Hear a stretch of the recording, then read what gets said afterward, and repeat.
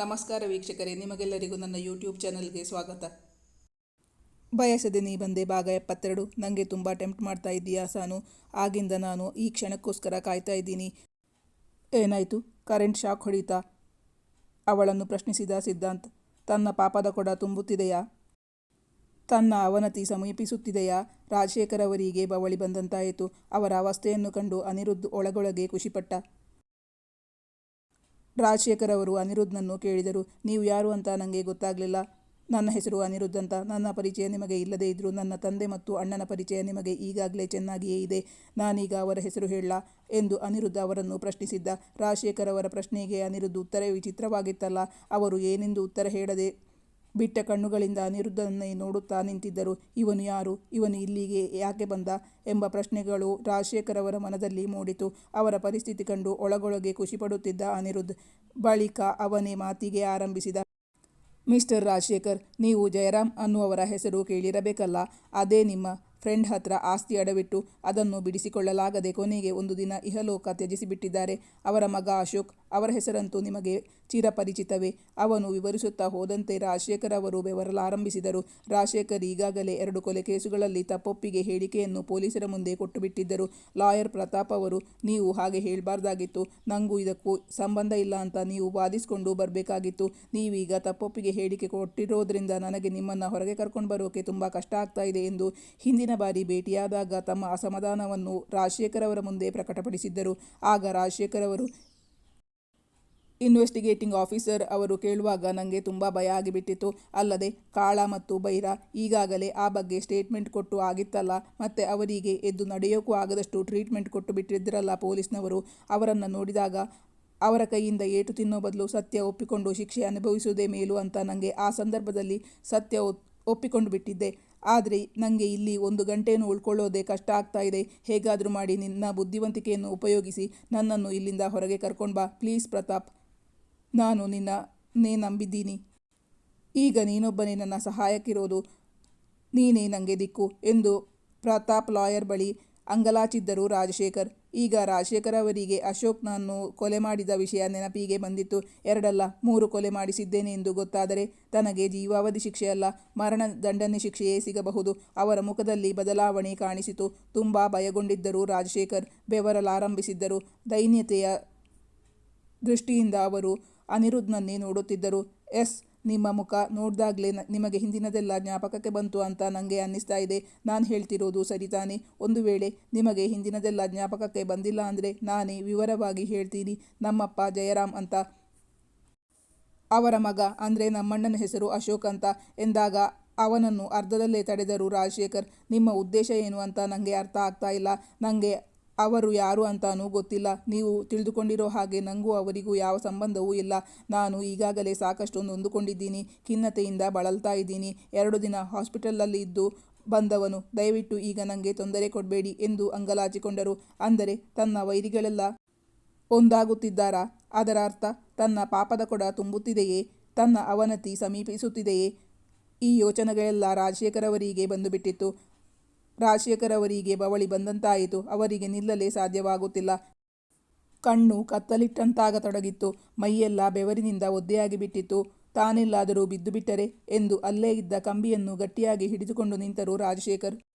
ರಾಜಶೇಖರ್ ಅವರೀಗ ಅತ್ಯಂತ ಶೋಚನೀಯ ಸ್ಥಿತಿಯಲ್ಲಿದ್ದರು.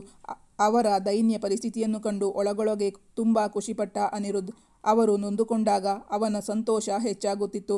ರಾಜಶೇಖರ್, ನೀವು ಈಗ ಏನೇ ಕಾರಣ ಕೊಟ್ಟಿರಬಹುದು, ಆದರೆ ನಮ್ಮ ಅಣ್ಣನ ಸಾವಿಗೆ ನೀವೇ ಕಾರಣ, ಹೌದು ಅಲ್ವಾ ಅಂತ ನಿಮ್ಮ ಆತ್ಮಸಾಕ್ಷಿಯನ್ನು ಕೇಳ್ಕೊಳ್ಳಿ. ಅದು ನಿಮಗೆ ಉತ್ತರ ಹೇಳುತ್ತೆ. ನಿಮ್ಮಂಥವರಿಗೆ ಆತ್ಮಸಾಕ್ಷಿ ಅನ್ನೋದು ಇದೆಯೋ ಇಲ್ಲವೋ ಅಂತಾನೂ ನನಗೆ ಡೌಟ್ ಆಗ್ತಾ ಇದೆ ಎಂದು ಹೇಳಿ ವಿಚಿತ್ರವಾಗಿ ನಕ್ಕು ಅಲ್ಲಿಂದ ಹೊರಟು ಹೋಗಿದ್ದ ಅನಿರುದ್ಧ್.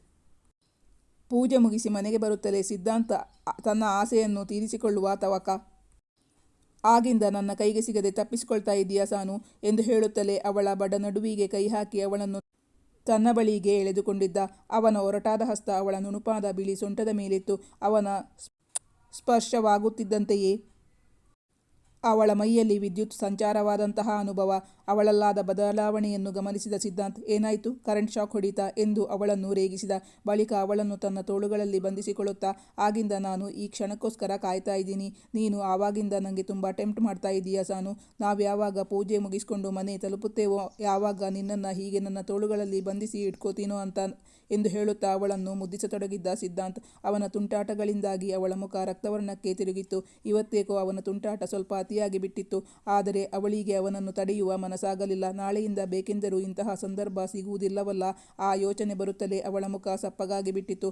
ತನ್ನ ಮುಖ ಸಪ್ಪಗಾಗಿದ್ದು ಅವನಿಗೆ ಕಾಣಬಾರದೆಂದು ಅವನೆದೆಯಲ್ಲಿ ಮುಖ ಹುದುಗಿಸಿಕೊಂಡು ಅವನ ಬೆನ್ನನ್ನು ಮೃದುವಾಗಿ ನೇವರಿಸತೊಡಗಿದಳು ಸನಿಹಾ. ಮರುದಿನವೇ ಸನಿಹಾ ಊರಿಗೆ ಹೊರಡಬೇಕಾಗಿತ್ತಲ್ಲ. ದಂಪತಿಗಳಿಗೆ ವಿರಹದ ನೋವು ಕಾಡತೊಡಗಿತ್ತು.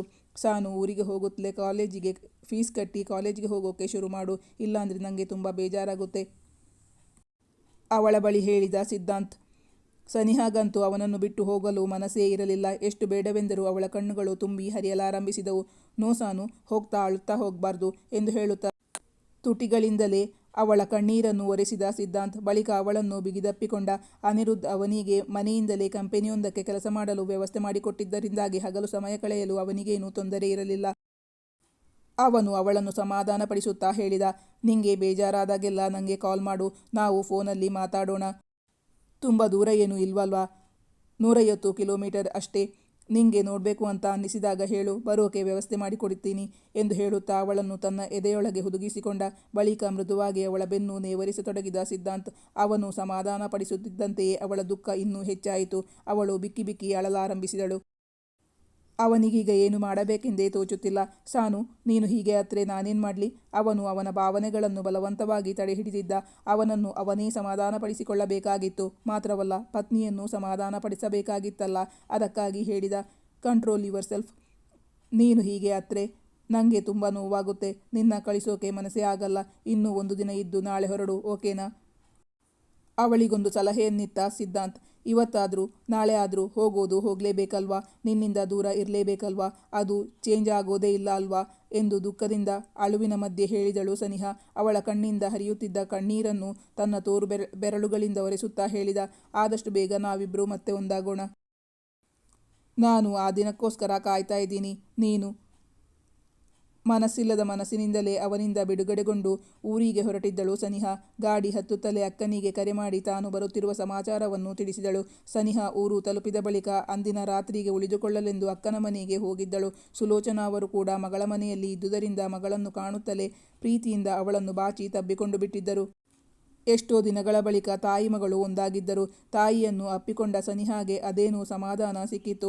ಅದೆಷ್ಟೋ ಹೊತ್ತು ತಾಯಿಯನ್ನು ಬಿಗಿದಪ್ಪಿ ಹಿಡಿದುಕೊಂಡಿದ್ದಳು. ತನ್ನ ನೆತ್ತಿಯ ಮೇಲೆ ತಾಯಿಯ ಬಿಸಿ ಕಣ್ಣೀರು ಬಿದ್ದಾಗ ಅವಳು ವಾಸ್ತವ ಪ್ರಪಂಚಕ್ಕೆ ಮರಳಿದ್ದಳು. ಅಮ್ಮ, ಅಳ್ತಾ ಇದೀಯಾ? ನಿನ್ನಿಂದ ದೂರ ಇರೋಕೆ ನನಗೆ ತುಂಬ ಕಷ್ಟ ಆಗುತ್ತೆ ಅಮ್ಮ. ನಾನು ತಿಳಿದೋ ತಿಳಿಯದೆಯೋ ಯಾವುದಾದರೂ ತಪ್ಪು ಮಾಡಿದರೆ ನನ್ನ ದಯವಿಟ್ಟು ಕ್ಷಮಿಸ್ತೀಯಲ್ವಾ.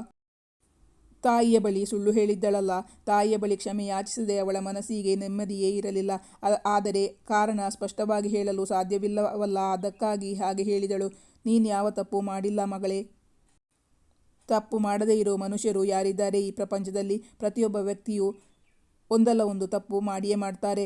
ಚಿಕ್ಕ ಪುಟ್ಟ ತಪ್ಪುಗಳಿಗೆ ಕ್ಷಮೆ ಇದ್ದೇ ಇದೆ. ಒಂದು ವೇಳೆ ಹಾಗೇನಾದರೂ ಚಿಕ್ಕ ತಪ್ಪುಗಳಾದರೆ ಅದನ್ನು ನಾನು ಯಾವತ್ತೂ ಕ್ಷಮಿಸ್ತೇನೆ ಎಂದು ಅವಳ ತುಂಬಿದ ಕಣ್ಣುಗಳನ್ನು ನೋಡುತ್ತಾ ಹೇಳಿದರು ಸುಲೋಚನಾ. ಸನಿಹಾ ಊರು ತಲುಪುತ್ತಲೇ ಸಿದ್ಧಾಂತ್ಗೆ ಕರೆ ಮಾಡಿ ವಿಷಯ ತಿಳಿಸಿದ್ದಳು. ಅವನಿಗೂ ಈಗ ಒಂಟಿತನ ಕಾಡುತ್ತಿತ್ತು. ಅವನು ಇಷ್ಟು ದಿನ ಅವಳೊಂದಿಗೆ ಕಳೆದ ರಸ ನಿಮಿಷಗಳನ್ನು ಮೆಲುಕು ಹಾಕುತ್ತಿದ್ದ.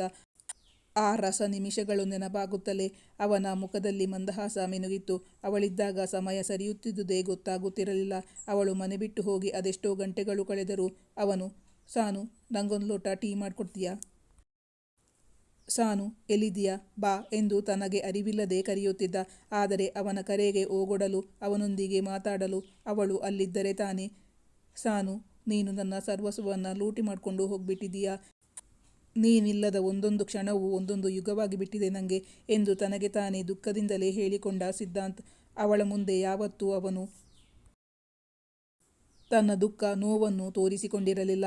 ಆದರೆ ಒಂಟಿಯಾಗಿದ್ದಾಗ ಅವನ ಕಣ್ಣುಗಳು ತುಂಬಲಾರಂಭಿಸಿದ್ದವು. ಅವನ ಕಣ್ಣೀರು ಒರೆಸಬೇಕಾದ ಕೈ ತುಂಬ ದೂರದಲ್ಲಿತ್ತು. ಇತ್ತ ಸನಿಹಾಳ ಪರಿಸ್ಥಿತಿ ಏನು ಅದಕ್ಕಿಂತ ಭಿನ್ನವಾಗಿರಲಿಲ್ಲ. ಅಂದು ರಾತ್ರಿ ಮಲಗಿ ಎಷ್ಟು ಹೊರಳಾಡಿದರೂ ಅವಳಿಗೆ ನಿದ್ದೆ ಹತ್ತಿರಲಿಲ್ಲ. ಅಂದು ರಾತ್ರಿ ಅವಳ ದಿಂಬು ಕಣ್ಣೀರಿನಿಂದ ಒದ್ದೆಯಾಗತೊಡಗಿತ್ತು. Siddhant, Siddhant, I want you now. ನಿನ್ನ ಬಿಟ್ಟು ನಾನು ಅದು ಹೇಗಿರಲಿ? ನನ್ನಿಂದ ನಿನ್ನ ಬಿಟ್ಟಿರೋಕೆ ಸಾಧ್ಯನೇ ಆಗ್ತಾ ಇಲ್ಲ. ಪ್ಲೀಸ್ ನನ್ನ ಹತ್ರ ಬಂದು ಬಿಡು ಎಂದು ಹೇಳಿ ಬಿಕ್ಕುತ್ತಿದ್ದಳು. ಮನೆಯವರೆಲ್ಲರೂ ಸನಿಹಾಳನ್ನು ಸಂತೋಷವಾಗಿಡಲು ತುಂಬ ಪ್ರಯತ್ನ ಪಡುತ್ತಿದ್ದರು. ಆದರೂ ಅವಳು ಏನೋ ನೋವು ಅನುಭವಿಸುತ್ತಿದ್ದಾಳೆ ಎಂದು ಅವರಿಗೆ ಅರ್ಥವಾಗಿ ಬಿಟ್ಟಿತ್ತು. ಸಿದ್ಧಾಂತ್ ಇಲ್ಲದ ನೋವು ಎಂದು ಅವರಿಗೆ ಅರ್ಥವಾಗಿತ್ತಲ್ಲ. ಆದ್ದರಿಂದ ಅವಳನ್ನು ಪ್ರಶ್ನಿಸಲು ಹೋಗಲಿಲ್ಲ. ಈ ಕಥೆಯ ಮುಂದಿನ ಭಾಗ ಮುಂದಿನ ಸಂಚಿಕೆಯಲ್ಲಿ ಮುಂದುವರಿಯುವುದು. ವೀಕ್ಷಕರೇ, ನಿಮ್ಮ ಅನಿಸಿಕೆ ಅಭಿಪ್ರಾಯಗಳನ್ನು ಕಮೆಂಟ್ ಮಾಡಿ ತಿಳಿಸಿ. Thank you for watching.